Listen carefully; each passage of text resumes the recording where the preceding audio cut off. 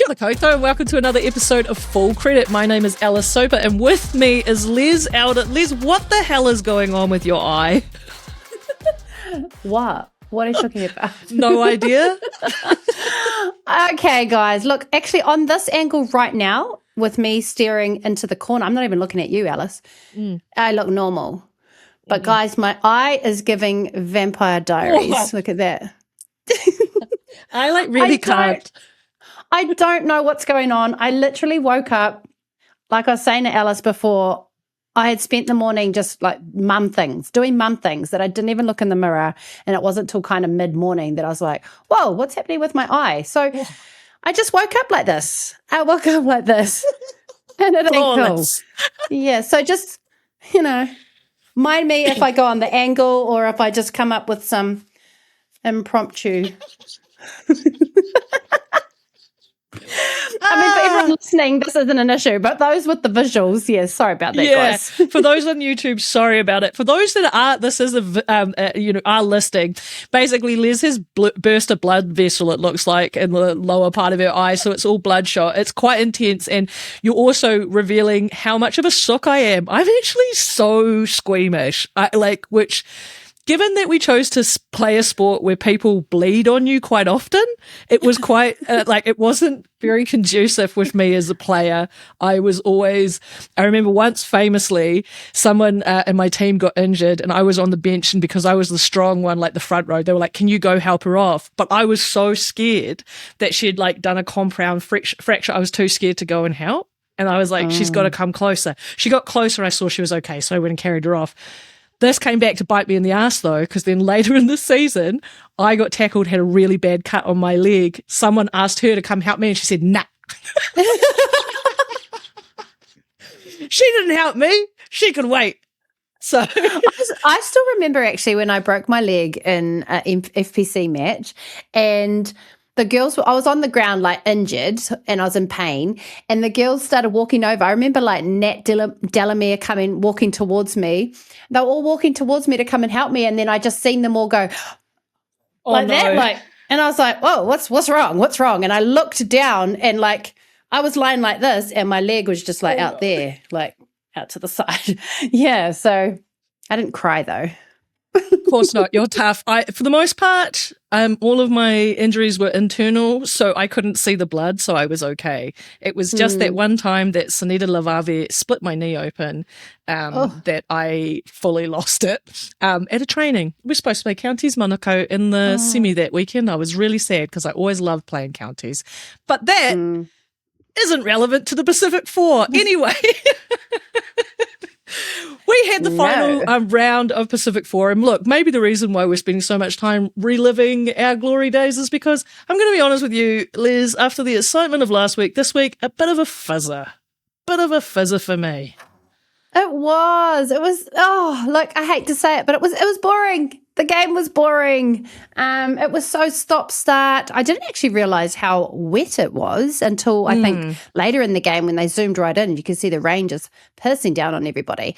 But yeah, I thought after last week, man, let's finish on a high. Let's really gel this all together. Let's annihilate this team, which we still did. But it just wasn't to the standard that we know they're capable of and that we'd hold for ourselves, right? And last week's game, I think what we've heard already, actually, let me just reshape that. What we've heard already from Whitney Hansen is that there is a big focus on mental performance, mental readiness, and making sure that we're consistent in doing that. So after the big high of last week's game where they had to get up, I felt like there was a massive drop in mental readiness and mental performance. And that was probably the disappointing part. Yeah, and look, there's all type of factors there, going from one time zone in the US, traveling during the week, getting over to Aussie, changing, the weather followed. But, so there's all of those type of things. But I agree with you. I was thinking about it in terms of, we talked last week about Whitney's 4 things and how we managed to nail those against Canada. Those 4 things, again, being the unpredictability, the physical dominance, the relentlessness, and the clinical. I reckon we need to add a 5th, which is consistency, because it's all very well we can have those one week, but we have to be able to do that every week. We have to, if we've set a new standard, I then expect expect us to meet it again, particularly when you look at what the schedule is at the back end for the Black Ferns, which is there is no off week, babes. You're gonna have France and you're gonna have England. You know what I mean? Like there is only on. So that like consistency, being able to set and then hold those standards, that's going to be really important. And I think too, you might have given a bit of grace if there was massive substitutions or massive change in lineup, but there wasn't. Like there was, we got one debutant, another debutant named this week in Onapalu. Was that the Merirangi Port? Justine McGregor got to start, so there wasn't a hell of a lot of a shift in the lineup.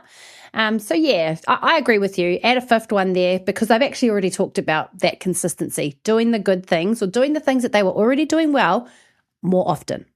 Yeah, and like that, I think then if I am going to take anything away from those couple of changes that we made, I think that paints a very clear picture of just how important Vaisinia Mahutariki Whakalelu has become to this Black Fern side, because she was actually brought onto the game pretty early, 37th minute that she came on, and her impact was immediate. First thing she did was got a scrum penalty, and our set piece had been shaky up until then. So I freaking love Vay. That jersey is hers to do with whatever she pleases, but it is quite noticeable that, you know, the impact and the standard that she is now setting. And so that's going to be an interesting thing as we look, you know, roll on to the year ahead, and we'll talk about this in more detail on the other end. But like that question around depth, okay, so if one player's off and another one's on, we can't have that. You can't have that noticeable a shift between players. We have to, again, set standards, hold standards. You know, we love an impact off the bench, but that much is a bit of a worry for me.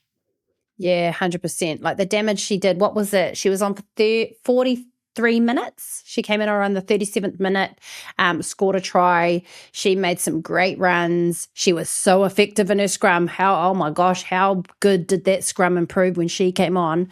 And this is a kid, and we've said it for multiple podcasts, like this is a kid that has transitioned late in her career. Well, early because she's still bloody young.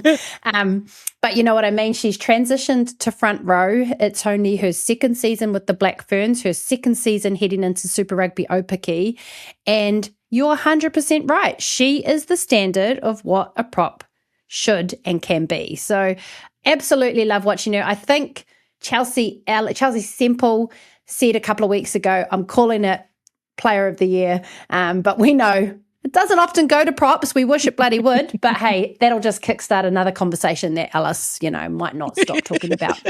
Justice for props, always. I mean, yeah, it's been such a joy to watch her develop, and, you know, a real highlight for me, I think, out of the Black Ferns overall this series, because I went back and I checked, because I know you wanted me to, Les, what that stat was from last year's World Cup, because when we saw the beginning of what she could be was in that quarterfinal against South Africa. And I know you have mentioned that you wish she'd played that semi. The reason you wish that is because she made 21 tackles in 28 minutes in that game. And that was just revealing of that work rate.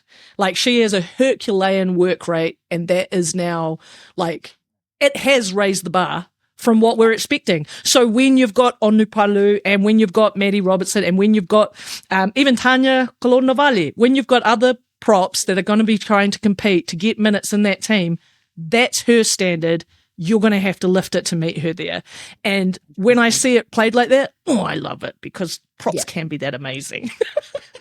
So she was outstanding. Anyone else in that game? I mean, give me your thought. What do you think? We've said it was a bit messy. We've said it wasn't quite the mental performance that we were looking for. Was there anyone that stood out to you? Anything you did enjoy? Yeah, I would also say Amy Duplessis continues to have she had a really strong series. I continue to enjoy her. I thought she was bloody all over the place. Obviously, you know, picked up a try as well. I will say Tara Turner, great game from her. Again, I enjoyed, you know, it's kind of like the fire and ice combination that she's now got with Maya Joseph, because Maya's giving you that kind of cool-headed competency, and then Tara comes on, she does something completely different. And I like having those two. I think it's turning into a really nice partnership between them. And, you know, when we think about modern day rugby now, it's actually often about that. It's about those partnerships you can get between roles, not just on the field, but between, you know, starts and bench. And so they're really balancing each other out in a beautiful way. So that I was also pleased for Aisha that she got some ball. Yes. And how good was she when she got it, right? Yeah, and got a try for it as well, So like she had so little come down her 2 tries. Oh my, Aisha Lettinga, you'll be mad at me, baby. But yeah, getting the points, getting the runs, getting the confidence.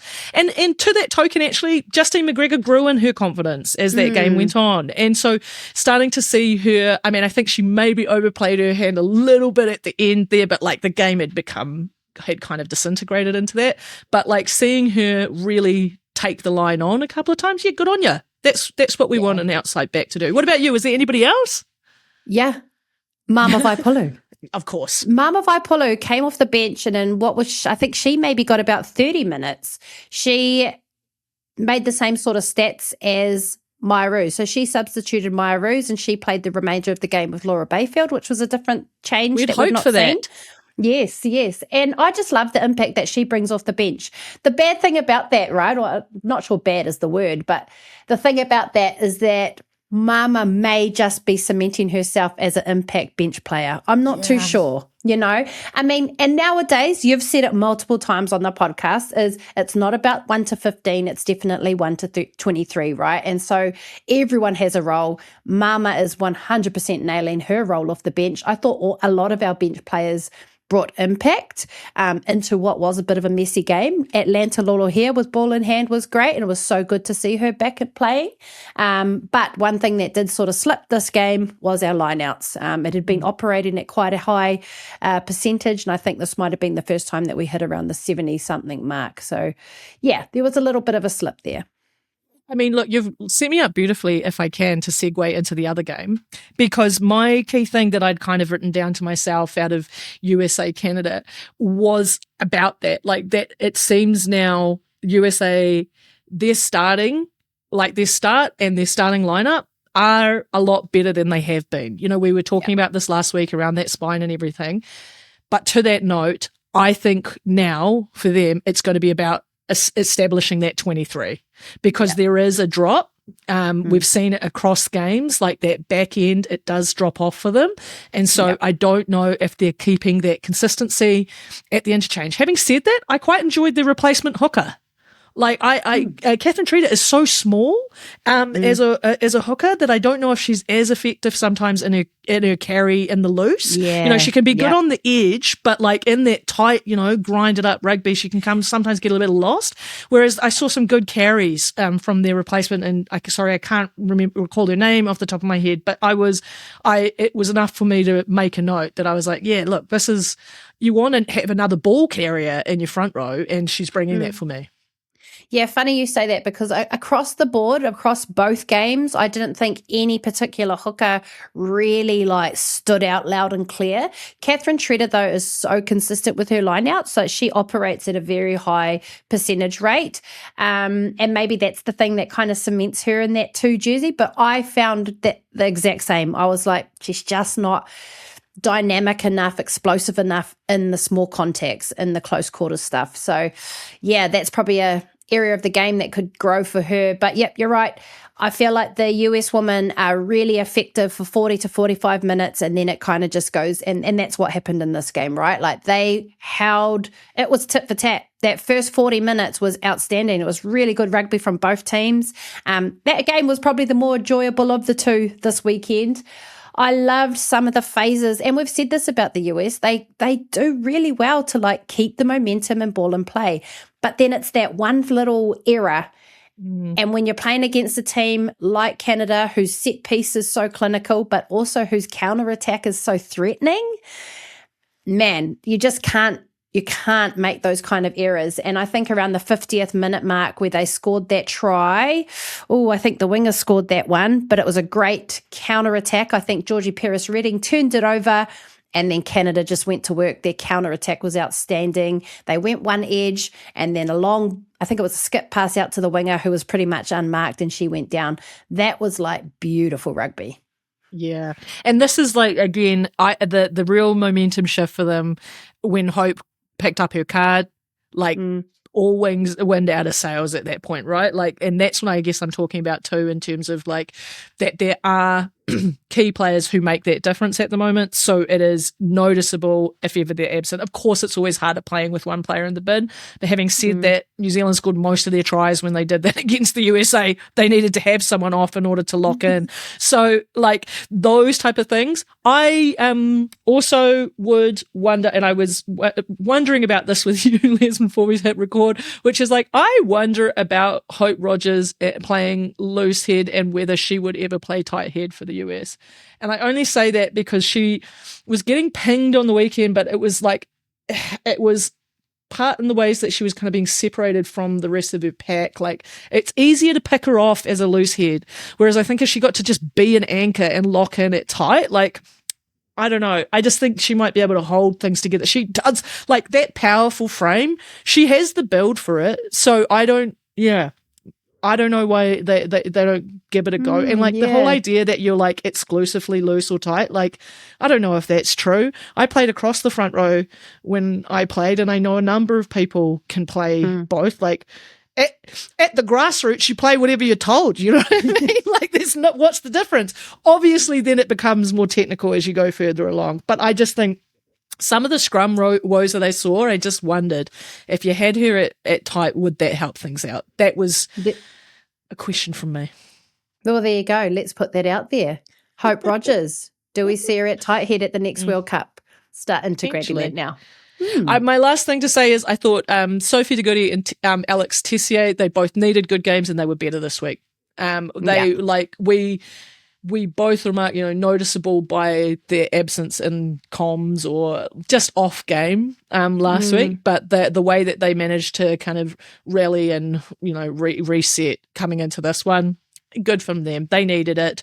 De Goody back at 8, which was interesting, obviously, to kind of, they play around a lot with her, right? Well, like, put her everywhere. She got concussed. Fabiola Forteza got a concussion, and so there was a shift in the loose forwards. But what I love, and I think you're alluding to it there, is their locks and their loosies can interchange. It's unreal how, like, Omokwali has also played in the loose trio, I think, in game 1 against Australia, and now she's sort of cemented herself as a lock, and she's bloody effective there too. But like Semth, De Goody, they all sort of chop and change. It's pretty special. That's unique. And it's something like I wonder if we could look to develop, because I know I said to you a couple of episodes ago that I was interested to see Laura Bayfield get some minutes at 6, and like Mama Vaipulu as well. Like, I don't think she would be a terrible Lucy. Like, I just, when we're looking at kind of the fuller makeup of all of these pieces and trying to develop out a squad, like the most powerful squads these days, who has one position anymore? What's a specialist? Unless you're a 10, you don't really get to be one, right? 9 and 10, that's about it. Everybody else has to be able to have more than one string to their bow. Like, just questions. And I like that about Mama. I reckon that could be definitely something she could evolve in her toolkit, is covering 6, because I think it was 2024, she was one of the fastest over 40 metres or something in the Blues. So she's quick, something to think about. It's all excitement. It's all there. Okay, shall we name our team? Who have we got this week? Hold on, I'm going to open that document up, not my other like little reckons to myself. Okay. Do we this week? Well, Hope Rogers was disqualified because you cannot be named in an inform 15 in this competition if you have a card. That's the rules. So she was out. So welcome to the Inform 15, Chris Valeko. You have been knocking on the door every week. It's been between Hope and Chris, but this week it's all yours, girl. Yeah, all I can say to that, and I'm not going to go too much on that, all I can say is I think she's had a solid pack 4. She has. My biggest ups for Chrissy is that she has had, I think, no penalties conceded and has turned over no ball, which has been an area of her game that she's probably had to work on a little bit, So I think she's had a solid pack 4. Absolutely. And like, that's the thing, right? Like each of these different players are going to have like different wins in terms of like balancing out their development. And you're so right. Has always been like a thing that's dogged Chrissy. So to be able to have that sorted, hooray. Okay. Hookers, you said nobody was that exciting, but who did you end up? And I think it was just a little bit about how the games unfolded. But another person who has had a solid pack for is Emily Tatosi. She always turns up for the Canadian team. She's outstanding. Her set piece is, you can't fault it. 13 carries, 29 metres gained. She got one try. Yeah, went to town too on defence, 16 tackles there. I thought she was solid and the best of all the hookers. Absolutely. Is anyone going to be surprised who I picked at 3? Who did you pick out of the two that we had? I obviously picked the queen of my heart and forever, Visenia, because what the hell? I love her so much. And like, again, like you said at the top, 43 minutes to get some of these stats that she did, 2 dominant tackles in that 43. To get the offloads. Like, this is the other thing too. We talk about a defensive game all the time, but she's actually a great attacker as well. Not just like for her own carries, because she's always making meters with every carry she did. 6 carries with 18 meters gained. What's that? Like 3 meters per carry. That's solid numbers there. But then close also quarter contact, everyone. Close quarter contact. Exactly. But then also getting an offload in there, like those type of things are important. So again, my favorite type of props, I make no aspersions about this. My favorite type of props are people like Crystal Murray who are ball players, because I think when I'm thinking about the point of difference for New Zealand players has always been that we lose nothing in terms of our ball skills when we trade off for our power. Like, we can have power ball players. And I see that right down at the grassroots. Some of the best ball handlers I have played alongside in forward packs have been my props. So, like, we have that ability to be able to do that. And so I just love that she does it. Having said that, Delica Minen this week was good. And again, as someone that had been kind of like just simmering a bit under the radar, we loved her a lot during the Pacific Force series last year, but we haven't really mentioned her much this competition. She had a solid game, there and thereabouts with her numbers, but because Vey did it off the bench, and I loved it when she came on. Yeah. All of that in 43 minutes, that's why Vey wins. Yes. Okay. Yeah. Locks, though. Locks were tricky. It was scrappy do, so it was tricky to pick one. Who did you look at? Yeah, like initially I thought Mama Vaipulu. Like, I actually thought the impact that she made, again, off the bench, was outstanding. She done a lot in 30 minutes, and that's what impressed me. It's very similar to Vey. But then when I watched the Canada-USA game, Julia Omokwale was very good as well. She's strong, man. She's solid. I think she is the starter for the Canadians. So across Mama and Julia, it's quite similar. But Julia, 12 carries with 1 line break. She went to work. Everything else is pretty much the same. It's just Julia played a bigger game. Mama played 30 minutes, So it's kind of a similar thing. I think my heart is Mama, but I don't know if I'm being biased. What do you reckon? It is hard to say because, again, like, you want to give flowers to Mama because, she hasn't, like, 30 minutes, I feel like, is the longest period she has got on the paddock, right? Like, it's been growing every week and then having this. And there's also something to be said for that, like, in terms of what she's had to do, missing out on the World Cup, probably the biggest omission, like arguably from last year's World Cup squad, missing out, getting the recall, but then having to like fight for every minute, but then doing something. She every game she's ended up in the highlight reel off whatever minutes she's got. So I have really enjoyed her. But then you're right. Julia Omokwale has been probably the player I have been most impressed by for Canada during Pacific Four. Like, I don't feel like she was on my radar at all prior to this tournament. I know she's played for them before, but she just wasn't in my periphery.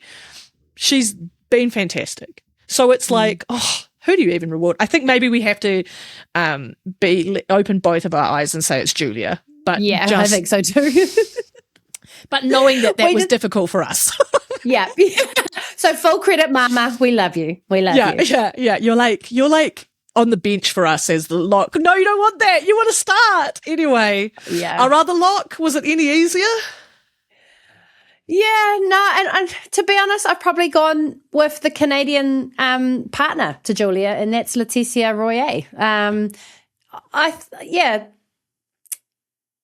think it's hands down her. I mean, a big work rate on defense, 22 tackles, 4 dominant, like that's massive. 4 dominant tackles out of 22, 8 carries, which is, more than Laura Bayfield, 12 meters gained, more than Laura Bayfield.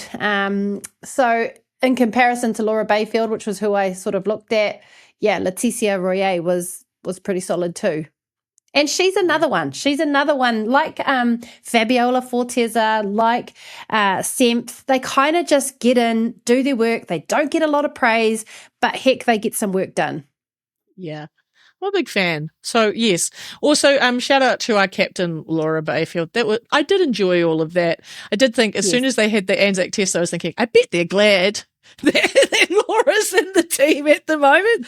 Like, we've obviously had a history of different players. And actually, to be fair, Laura Bayfield, I'm pretty sure, tells the story that it was like Crystal Mays looking at her across the gym and being like, come play some rugby to get her into the New Zealand defence team. So, that's a for those of you that don't know, Crystal Mays is like, sevens was mainly her thing, but I always remember because there was a period of time when Manawatu was so dominant in the sevens women's scene, so dominant. And she was a foundational part of that. Also, a good 15s player too, a foundational player for the Hurricanes Poa.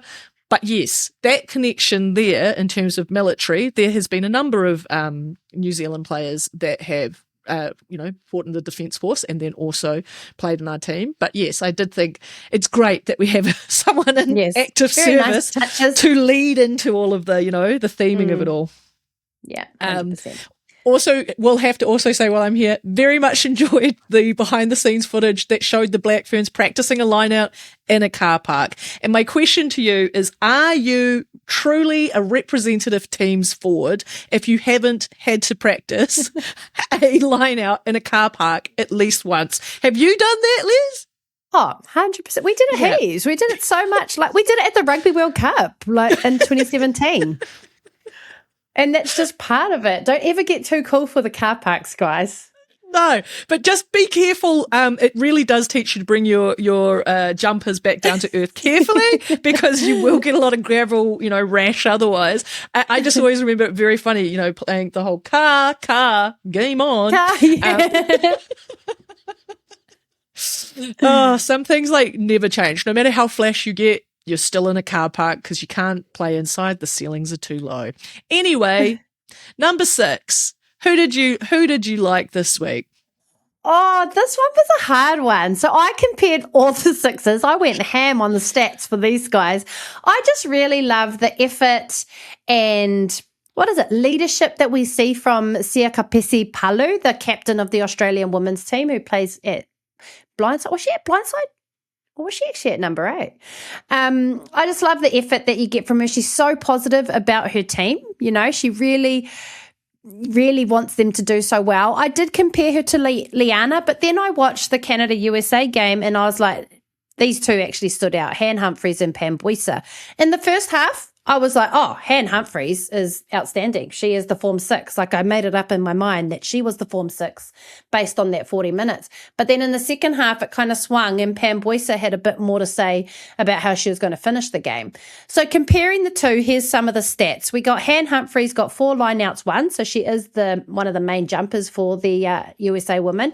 She won 2 turnovers, made 13 tackles, 14 carries, 3 defenders beaten, 1 offload, and amongst that, she gave away 1 penalty. Pam Buisa, on the other hand, not as busy in some of the other things like the turnovers and the line out, but made 15 tackles and one of those dominant, 8 carries, 22 meters gained. Actually, now that I'm rattling that off, Han actually stands out to me, which is what I went with originally. But you had another opinion, didn't you? You thought Pam? Oh, I thought like it was hard to say because like that lock-in and that came in the second half that really turned the tide for Canada. Pam was an important part of that. But then I was just furiously, while you were rattling that off, I was pulling up the stats, and just by the by, I have got a couple of DMs from people going, where do you guys get the stats? Great question. Rugby Pass's app. Their website is not as good, but their app actually has quite a lot of stats that you can look on. We shared that with Brianna, who was calling the game for the US on the weekend. The reason I was pulling it up, because what I was going to say is, whether we give it to Han Humphreys or not, I'm pretty sure they topped the pops in terms of turnovers for the US during the Pacific Four. And as we've gone through this list and we've been chucking out names of people that have really stood out for us for each of these countries, Han Humphreys has definitely been that for me. Yes. They, like, again, who were you? Who were you before this tournament? Not someone I knew. Like, where have you been? Well, you've been waiting to turn up at this tournament. And, like, again, I'm pretty sure it's Leslie Ann who loves talking about what's the bread and butter of a flanker's job. What is it? It's turnovers. So there we go. Who got more turnovers? Handed. Hand stats were outstanding. She was so obviously noticeable in that first half as well. So, yes, Han Humphreys for me. Okay. 7? Any easier? Well, we kind of, again, and this is another person who's had a solid pack 4, I do think, is Georgie Paris-Redding from the US. And we compared Georgie with Gabrielle Senth from the Canadian team. So look at that, guys. We haven't had a Lucy from the Black Ferns in our trio so far.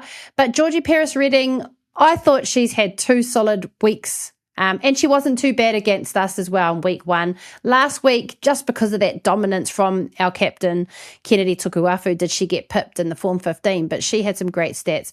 This week, no different. 20 tackles, 14 carries, 4 defenders beaten. Like, she's pretty effective in her carries. On the other side, Gabrielle Senth from Canada, she had 16 tackles. One of those was dominant. 9 carries, 18 meters carried, but she did a little bit, like she had 2 offloads and 6 lineouts won. So she's one of the main jumpers for the Canadians. She did turn over, she did lose a couple of ball as well. Well, they both did. So yeah, I went with Georgie Paris-Redding. What did you think?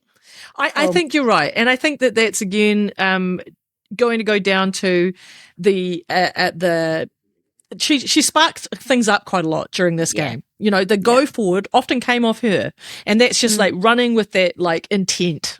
God, I can't, you know, re-emphasize enough for, particularly if you're a young player, just how important it is to run with intention. Sometimes we just seem to like hit and fall over. The leg pump when you're in that contact can buy you so many meters. And so, yeah, I think she's great at that. I think people need to get on her a bit quicker, because I think she then overplays her hand. You know, like I've seen her a couple of times. She made great breaks, did the absolute most, but then kind of, no one was there, so does something a bit silly at the end. But that again, like I say, that's people, you know, got to keep up. Yeah. She's obviously quick on the break. Firecracker, yeah. Yeah. So, congratulations to her. I think she's deserved that. Yeah. Okay. And I can tell you now, just because I'm looping back, it was Han Humphreys who topped the turnovers for the US in this series with 5. She got 5 across the games. So, yay for that. Okay. Anybody else for number 8, or do we only have eyes for 1? We only had eyes for 1 this week. Yeah. And guess what? It's not who we usually have eyes for at number 8. We're mixing it up. It's Sophie de Goody. And like we said before, we needed a good game from her, and she gave one. Like the I think particularly the like G up I saw when she scored that try. Whoa. Yes, you don't normally see a whole heap of emotion for her like that, but she was really like, let's fucking go. Yeah. So it was good to see. I love to see her locked in like that, and yeah. Like, what? 106 meters, did you say? That's 106 carries? No, that's wrong, guys. My stats are out. Okay, 10 carries. 10. I was like, 106. Okay, yeah. Yeah, a defender beat it on her 10 carries, and obviously with the try. And just the leadership that she needed to bring out there, which is also why we named our number 9, right? Same deal? Yeah, 100%. Justine Pelletier she's just really consistent. You get exactly what you need from your half, and she holds it out for the full 80, right? Like, I actually thought there was some credit to be given to the young Abigail Payton. I thought she did pretty well this week with her first start for the USA. She got like a fake. Did you see that when she got like yellow carded? Yeah. But it was, and then they were like, take these backsies? What was and that then about? So they yellow carded her. If you didn't watch the game, USA versus Canada, she got yellow carded. She literally ran off. And she was so cute. She was like, oh, damn it, I've got yellow carded. I know I've done a bad thing. I think she intentionally hit the board down. Got to the naughty bin, sits down. They look at her and they're like, no, you can go back on. And like the smile on her face, like, oh, yay, how cool. But the refs, like, what the heck? They like trixied her. Yeah. But sorry, this is about Pelletier, who gets our halfback of the week. She's just never off. 10 carries, 21 metres gained, 1 defender beaten. She gets a try and a try assist. She actually scored one, I think, that was disallowed. Got an offload. She made a turnover. She is consistent. She is their sort of solid person in between the backs and the forwards. She's had a good series. I will just say, Peyton, if you enjoyed watching her, is named in the Matatu squad, so we'll be potentially having a jam in Super Rugby Aupiki, so something to watch. Okay, 10.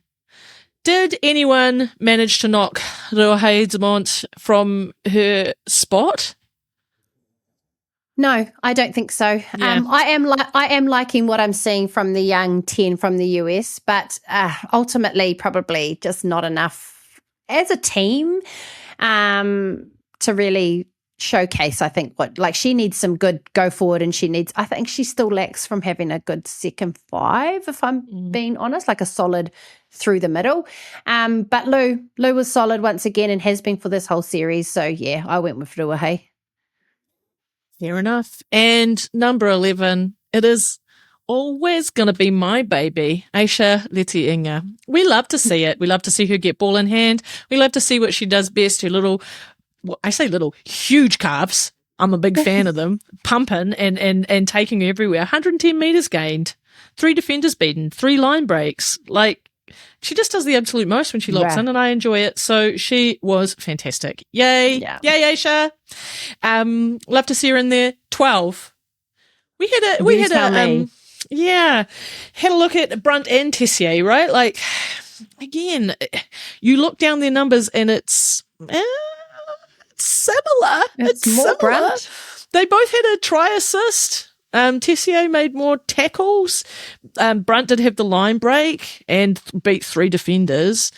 I think it has to be Sylvia. I think this is the curse of her, though, is like kind of like a Maya Roos, where we're like, we had a pretty good game. It's like other players would run these numbers and we'd be like, what a fantastic game for this player. But like Sylvia, like she does, only 3 defenders beaten, Sylvia. I saw you beat 7, like. Yeah, and it's not like Tessier had an average game either. Like, hers was probably more of, she played that role of the second pivot. Yeah, and she's done that well. She's never going to be your big ball carrier through the middle, but she is your ball player. She is that one that slots into 10 and distributes if she has to. She feeds her outsides really well.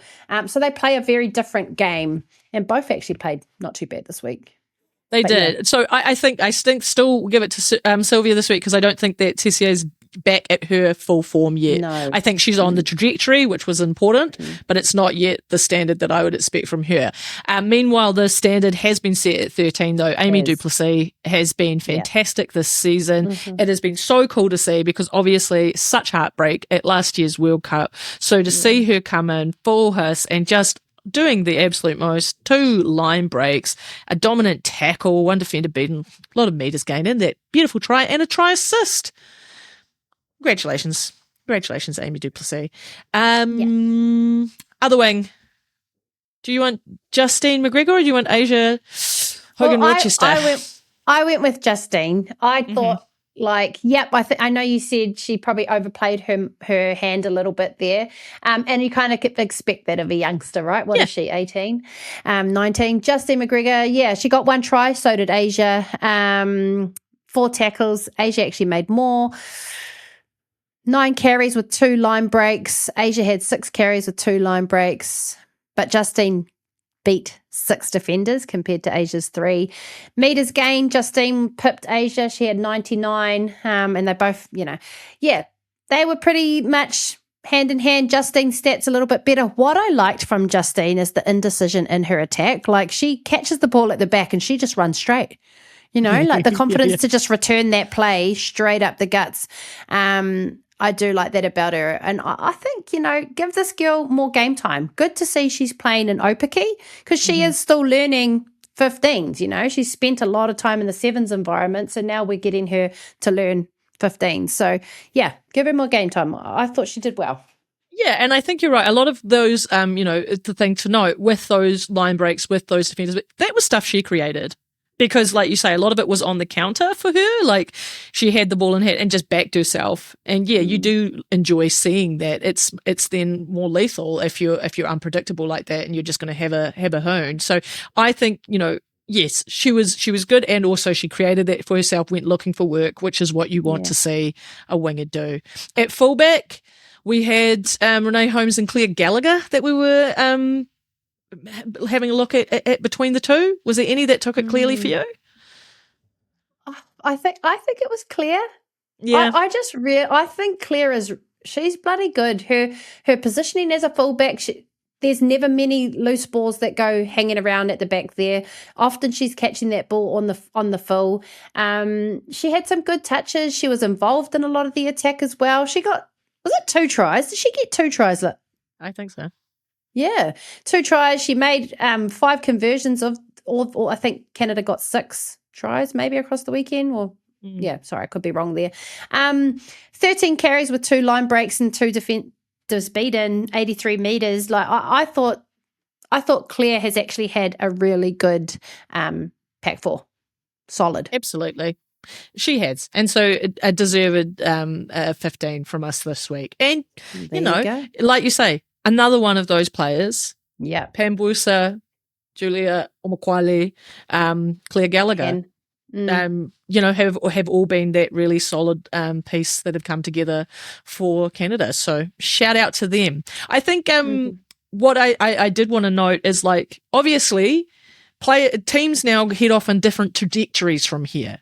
Hooray for our Black Ferns, they got to lift that silverware. But now we kind of spin off in alternate directions. When it comes to New Zealand and Australia, we start to have our Super Rugby competitions. So we obviously have Super Rugby Aupiki here in Aotearoa. They have Super W in Australia. We do get to have that crossover final again between our 2 champions that will take place later on. And then there's kind of other things that are going on. So the next time that each of these actual teams play, I did make a note of. So, for example, USA is actually playing South Africa in July. So they are headed to South Africa and will be playing them on the 5th of July. It's going to be 1 a.m. our time. So maybe you'll watch it in the morning. But that's cool. I'm pleased for USA that they have another date in the diary, that they've got it against another team that's kind of like mid-world rankings. Like, so we'll give them a good go. And also another opportunity for their forward pack to really have a crack. I think that's going to be a really exciting game to watch, and I'm excited to see that that's in the diary. Like I say, though, New Zealand and Australia, we're hanging out together. So we're playing our supers, we're playing our crossovers, and then we play the O'Reilly Cup. So we have the second match that will be played here in Aotearoa. It's going to be played at Mount Smart on the 22nd of August. It'll be a 5 p.m. kick-off on a Saturday. That's friendly. If you live in Auckland, go to it for me, please, would you? I'm going to go. But then the thing that I thought was interesting, and I was like, surely there's another test to be announced, because this is bananagrams, if this is the path that Canada's taking. Right now, the only test that I can find confirmed from Canada, the next one is the 20th of September, only playing England. What the hell? No. Surely they have another game that must be due to be announced in between, because if not, that is a heck of a thing to go and just turn around and play them, playing at Sandy Park in Exeter. And 5 months away. Yeah. 5 months, no games. Like, what, surely not. This is also, can be the lag time of like things being like they exist but haven't been announced, because, women's rugby. Yeah. So it could very well be that. But in terms of where I usually check, and again, I'm sharing all the apps with you today, team. Tribe is where I usually keep tabs on the international women's schedule. I can't see anything for the Canadians that's been locked in there. So if you know of another test, let's send let a us little know. message to someone there. Let's ask one of the girls. Okay, cool. So those are obviously the international fixtures that are coming up, but the in between for us is the domestic season. So next week, I will have fired up the spreadsheets, Liz. This is my promise to you. I will have fired up the spreadsheets. I will have done my little cool kid retention rates. I will give you all the ins and outs. I will let you know the data story behind the squads that were announced during Pacific 4. But right now, I thought it would be interesting to look at, obviously we'd had this series. We saw some debutantes in some positions. We saw some contests in some other positions, and just kind of rattling through there, like what are going to be interesting areas to watch when it comes to what Whitney might be thinking, where we might want depth to be developed. Because the reality is that's the big task from here for me. When we've got, 9 more tests? Is it? 8? 9? 8.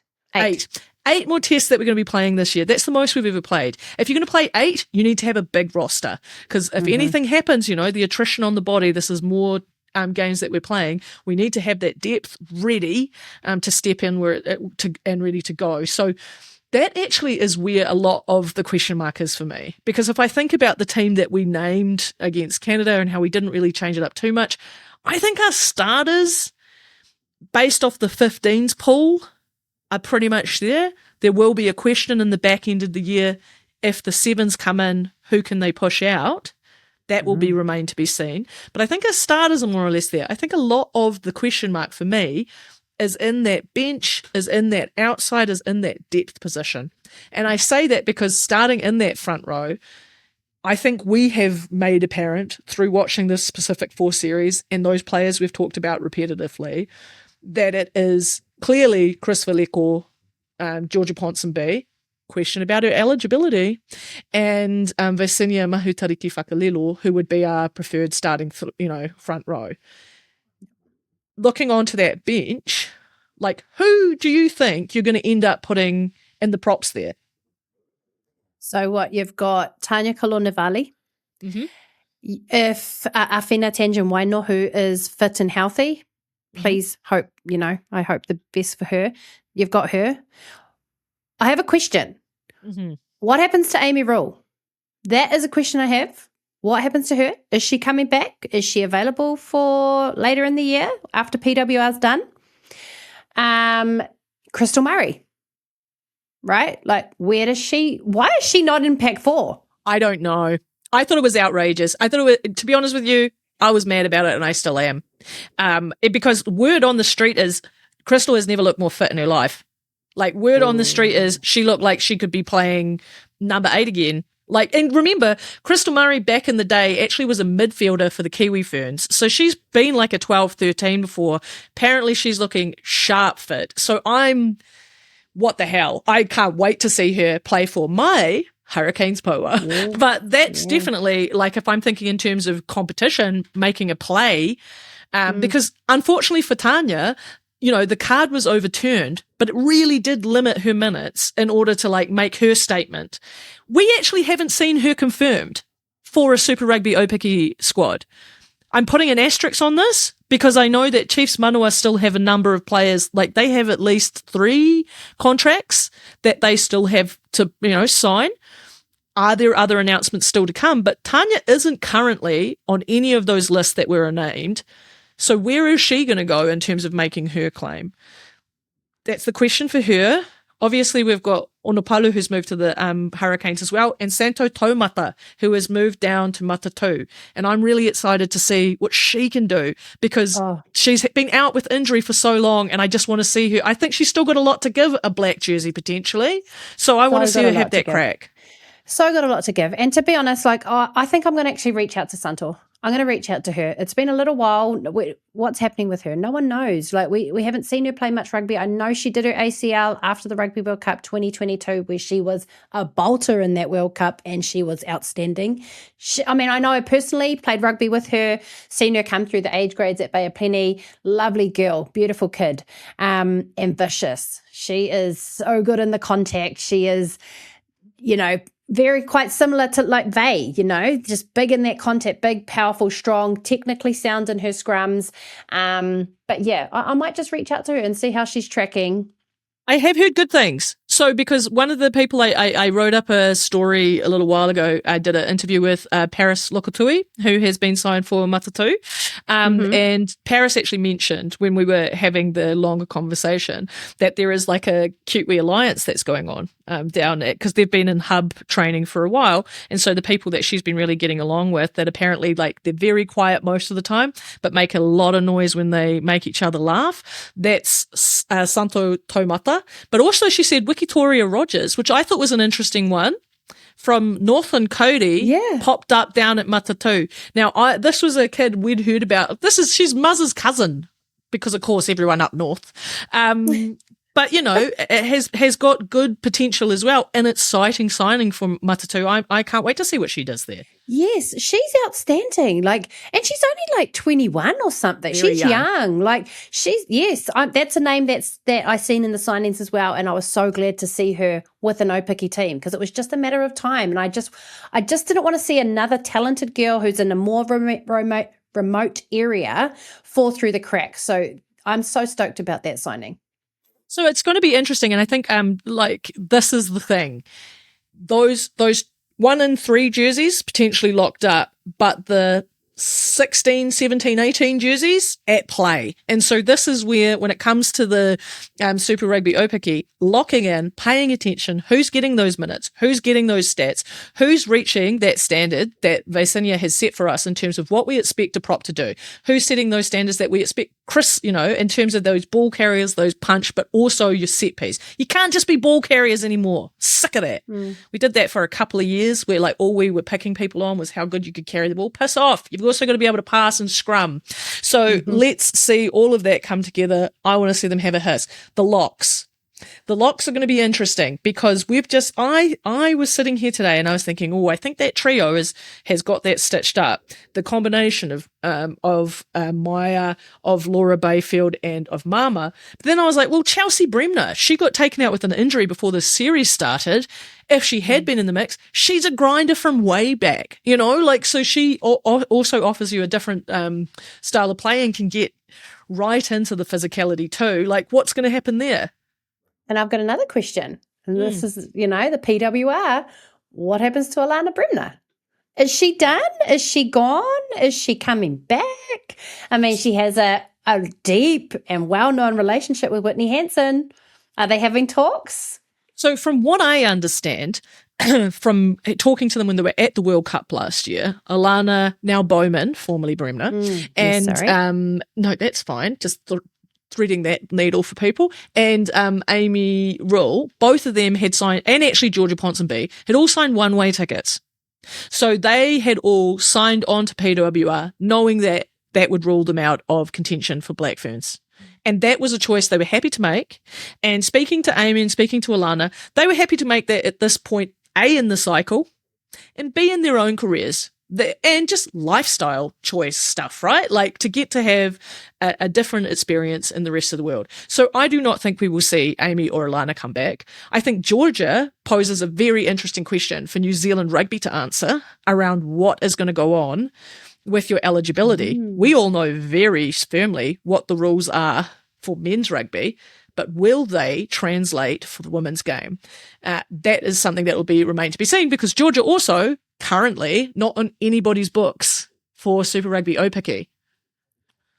The drama. Hurricane signer. Anyway, so locks, how about that Sam Taylor? She could do it for me. Back row, next in. I was sad, because obviously we had a number of players that were named in the squad. I was scared we didn't see Taufa Basin at all during this Pacific Four series. I'm surprised we didn't get some minutes. She did make it clear, though, Whitney did say a lot of these girls, some of these girls are coming just for the tour, to experience tour life, to experience the demands, all those sorts of things. So I get that. Yeah, I just want to see how she expresses herself again in the Super Rugby. She was like, we all talk about her breakthrough. We have to remember she only came in because of an injury. Like, she came in midway through that season for us all to be like, oh my God. And midway through an Aupiki season means like there's 2 games left. Yeah. And she'd actually been with Matatu for all of that year. And she should have been. And she should have been with the Hurricanes Poa because she's a Manawatu girl. But we can't sign anyone to save our lives. Anyway, Set Renee, welcome. Anyway, I think that's going to be interesting. Again, at the loose forwards, it's who's the next in, like who's the understudies, and do those understudies come from versatility in the locks, or do those understudies come from the likes of Taufa Basin, the likes of Mia Anderson, like those questions. Or do they come from a returning Layla Sae? How far away is she? I think she's whole season, is it ACL? Okay, fuck, shit. Or do they come from a Georgia Miller? Yeah. I mean, that's the whole question around the insert again of these sevens players. Speaking of, I think we have an inside back issue. I'm just going to be honest, because when I'm looking at depth, we are putting so much on Ruahei Demont's shoulders right now. When we bring on a 10 replacement, she doesn't get to go off. She slides across and she goes to 12, which, like, I understand in a way we're, like, trying to keep her leadership onto the field. But, like, is that also because we don't have another 12? Because we don't pick one. You've got, like, Merirangi Paul, who can cover 13. She can cover fullback for you. We haven't got anybody else apart from Lou that can cover 12. It's just Sylvia.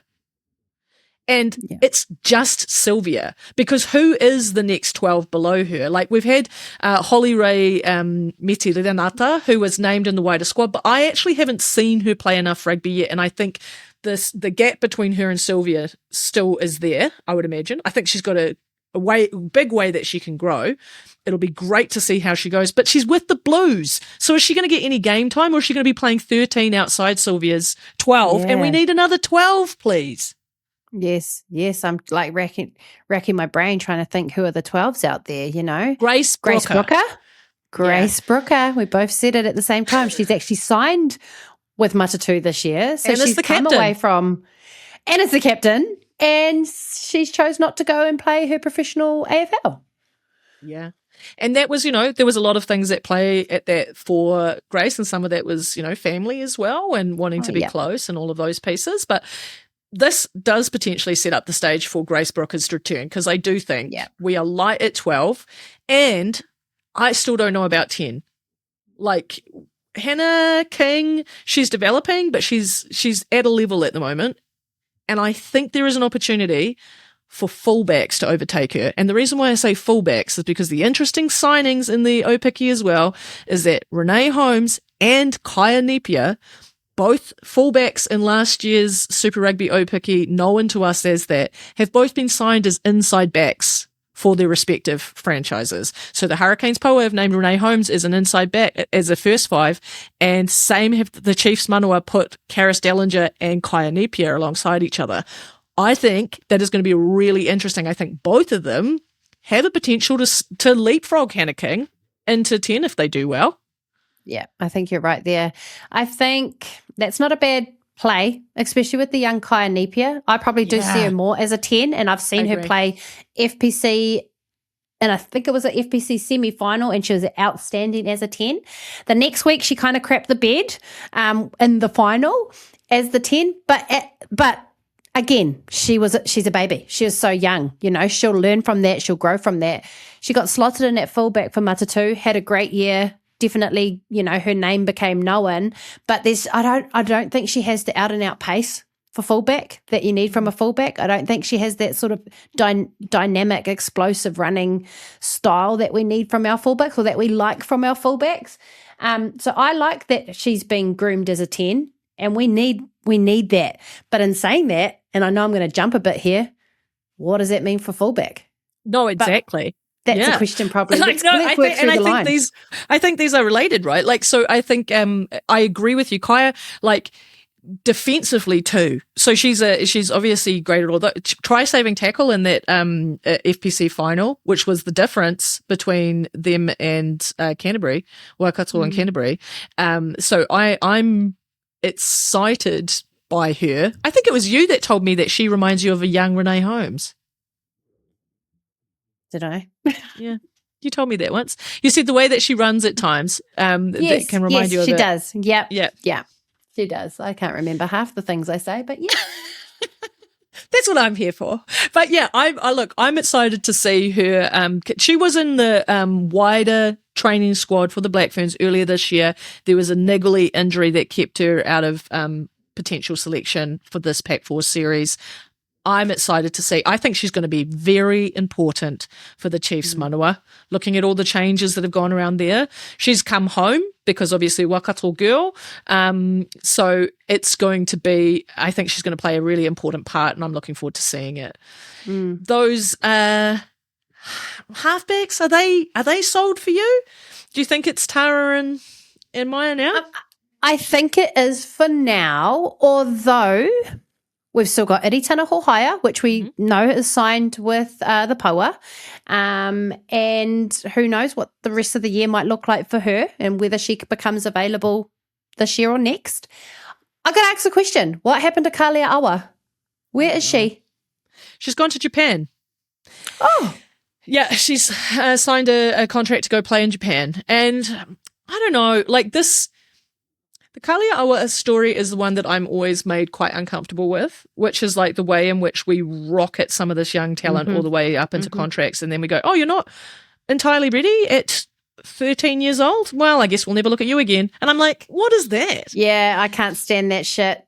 And I'm like, we got it. And then, like, you know, people can go, oh, you got a bad attitude. You're 13. I mean, she's not 13. She was 18 or whatever. But you know what I mean? Like, if we know that mental skills are like, we talk all the time, mental skills are something that you've got to work on, that you've got to develop. I mean, Gilbert Anoka, who's just been signed again as the mental skills coach for the All Blacks, he talks about this constantly, that there is, you know, you have to work out your mental skills at the same time as you work out your physical skills. Well, heck, if a kid turns up and can't bench the numbers yet, you don't throw them out. You give them a program in order to be able to bench that. I don't think we offer the same type of grace to people's mental skills. I think too, like you're talking specifically about physical, right? Like in your comparison there with the bench press. The same applies, I think, to a degree with some of the behavioural. So let's remember that our young girls don't come into high performance until they probably make FPC, and even that's got, you know, we've got a question mark on whether or not that's even high performance. Real high performance, they probably don't see until they hit an Aupiki team. So when you're expecting them to operate like a high performance athlete, like be on time, know how to, I mean, be on time, come on, that's kind of bread and butter. But, you know, the load of a tour, the load of a camp, the discipline around recovery, all those sorts of things. And actually, I will go back to the be on time, because a Black Ferns camp can be hectic. And if you aren't exposed to high performance, you may be late because it's so hectic, you know, and you can forget that you've got meetings with the physio, and then a meeting with the blah, blah, blah, and then a meeting with the mental skills, and a meeting with your independent units. You know, it's busy. So for a young kid who hasn't been exposed to high performance, who gets thrusted into it, if it be Aupiki and then the Black Ferns within a year, they're going to make some mistakes, and there needs to be some support for those kids. So I hope that wasn't, I mean, I don't know if that's the story with her. And if it was, I hope that she was supported. But yeah, I agree with you. There needs to be a bit more uffy around that sort of stuff. I just think about that because all these players are just getting younger and younger, right? And like you say, coming in Super Rugby Aupiki, I even question if that's high performance, because you're only doing it 4 days a week, and then you're supposed to have a regular job the other 3, you know? And so that's also an insane loading. I mean, I keep on saying it's only a matter of when, not if, something goes badly for people's mental health in those conditions, because they're not conducive for high performance. That's conducive for breakdowns is what that is, burnouts and breakdowns, you know? Yeah. It's a wonder that these women can do what they do at the moment. And actually what they are doing is actually just putting themselves into poverty, because they are going full in on their rugby dream, even though they're only getting paid part-time for it. Like, let's be honest, the ones that are full in there. And so that then is an issue. But I just also understanding too that some of our best players, the like resilience and the kaha and everything that comes from that, is because they've come from very different backgrounds than some of our kids, right? Like, not everyone starts at the same starting line. We know that. Yeah, we love talking about New Zealand like it's an egalitarian and everyone's equal. Bullshit, they are. And it's becoming more apparent now. Like, I actually wrote a column on this the other week about how we saw the impact, basically, of participation numbers only coming back to about alignment across codes, across sports last year. After COVID, there was a massive impact for across sports codes, decrease in participation. And a lot of that was to do with money, and a lot of that was to do with time. Now, who are those people that are impacted by that, right? A lot of those people are people that play rugby. So you put this forward into the context of today, and this is what my column was about. You put that forward into the context of today. We're actually almost worse off with this war than the way that this is impacting cost of living stuff here, because the thing that's going out is sport. I just had this conversation with my sister this week. Her little girl, would never thought I would be saying this, but my little niece has decided that she actually quite likes the AFL, which is baffling to me, but love that. I would love her to go down that line. My sister, though, was like, I can't afford $400 fees. Thankfully, they've managed to talk to them and they've managed to sort something out. But like, that is a barrier to a lot of people. The cost is a barrier. The whānau support is a barrier. If your whānau can get you in and they can pay for you, well, they might, like for me, my mum could pay for me to play sports, but she couldn't also be there. So like I would have my fees paid, but I wouldn't have a family on the sideline, you know? And so all of those things, different things impact the way that we travel along. And that carries 100%. Us all the way to those top teams. And if you are a talented young person, you've been told you're amazing, you're amazing, you're amazing until you get to the Black Ferns. And then that's the first time you might hear you're not entirely amazing. And are you ready for that? That's a shit time 100%. To hear it. Yeah. Yeah. Actually, while you've just mentioned the great Gilbert Inuka, one learning I've listened to him multiple times and when he's spoken to groups and things like that. And one thing he actually said was connect before you correct. So that's something maybe when we're coaching some of these young girls that are coming through, that are getting thrusted into these high performance environments, and they may be struggling. Connect before you correct. Don't try and discipline them, correct them, all those sorts of things. Let's try and get an understanding of who they are and their support system around them. Anyway. I just think if we write them off, we're writing off our best players. Because you think 100%. About, like, if you think about some of the absolute best players we've ever had wear our jersey, they have come from all types of backgrounds. And so if we're only allowing to pick for one type of class, one type of upbringing, well, we're leaving our best talent behind, and that makes me feel yuck. Anyway, in terms of things that we were looking forward to in the Super Rugby Aupiki, you just had to get a little socialism from me on the side. You know, this is we've full credit. The fullback alternative, if it's not Renee Holmes and Braxton Sorensen McGee isn't available, who is a fullback? Yep, and it's the same issue we had right before we knew Braxton Sorensen McGee. Sorry, Dal. Braxton Sorensen McGee popped up and done amazing things. Like, we've kind of been sitting on the fullback issue for a couple of years now, you know? Who is the other fullback? And if we're moving Akaya Nepia, who was an up-and-coming fullback, if we're moving her to 10, which I do actually like, who else is out there? Merirangi Paul, we know, can cover there, but she's not a specialist fullback, and I think she actually gets caught out when she goes into fullback with some of her positioning, her tactical kicking, all those sorts of things. So, yeah, I mean, who have you guys got in the power? Who's your fullback down there? You're testing me, and I don't know if that's terrible. I didn't know the answer. I'm sorry who our fullback was. Look, I don't know. I'm still learning the Chiefs Manawa team because there's been so many changes. But, I mean, you know, Manaia Nuku's come across from the Sevens. She's playing for the Chiefs Manawa. Again, though, your fullback is a spine position. That's a very specialised position. I look at the Chiefs Manawa team and I don't see anyone there that could sort of slot into that really easy. Again, looking at the Blues, what do we got here? Outside backs, you got Jamie Kalosi, Danny Mafoy, Soraya Paitai. I mean, it's just Braxton who's your specialist fullback in the Blues. And this is the thing, like, because I'm looking at the backs right now, I have pulled it up. And the issue too is that the way that we group them, we do not delineate out, right? So we've just got outside backs. And I'm looking down that list and I see a lot of wingers. I'm not really sure if I see a fullback. Like, who's Victoria Doyle? Do they play fullback? Victoria Doyle, why do I know that name? Hey, this is what is the exciting thing about Aupiki, right? Is that we are going to get exposed to all these young girls. But I did just see another name that could be like a Braxton Sorensen McGee that could go to fullback. I don't know if she's ever played there. Maya Davis. Matatu. What a signing for Matatu. Maya Davis. Huge. Again, another Manawatu girl who should have been playing in the Hurricanes. Can I just say, Matatu, you've got the whole fucking South Island. Can you pick someone in the South Island? Like, you've got the whole fucking South Island. We've got, like, just the lower north. Get out. Don't be cussing at them for their great talent ID. You know what we should do?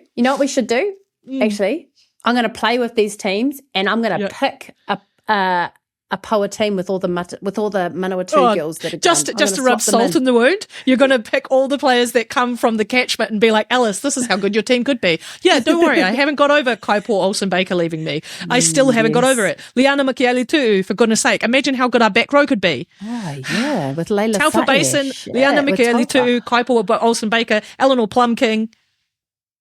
Oh, it's just... Anyway, Christine, Duffy should be our 10 anyway. It's fine. I love being a Hurricanes power fan. It's a joy for all of us to get to watch my enthusiasm in this competition. Look, we will come back. We will give you all of the ins and outs of that. Les will then taunt me. Maybe I should do the same for you because there's been a lot of people that have left Manawa this year. Well, but the Manawa have picked up Karis Dellinger, who's from Matatu. I mean, from Taua, who's from Manawa too. So yes, we will unpack all of that. We will have those for you because we're going to build this bridge across for you because the thing is, international rugby is done for now, but women's rugby isn't. There's still plenty to come, and all of these threads that we've just been talking about there, all of these positions that are up for grabs, they're going to be solidified over these weeks to come in Super Rugby Aupiki. So if you haven't got a team, next week we will profile them for you, and by the end of that, you will have a team that you'll be cheering for coming into the competition. Any final words from you, Les? No, just that nope, and then I keep talking. I didn't realise that Santo Taumata had gone to Matatu. Yeah. You know what? That's an amazing signing for them, but also that gives me hope that Whitney Hansen is going to be near her and be able to see her, and hopefully we see her back in black. But otherwise, I can't wait for Aupiki. Congratulations to the Black Ferns for taking out Pac 4 2026. Bring on Super Rugby Aupiki. Let's go.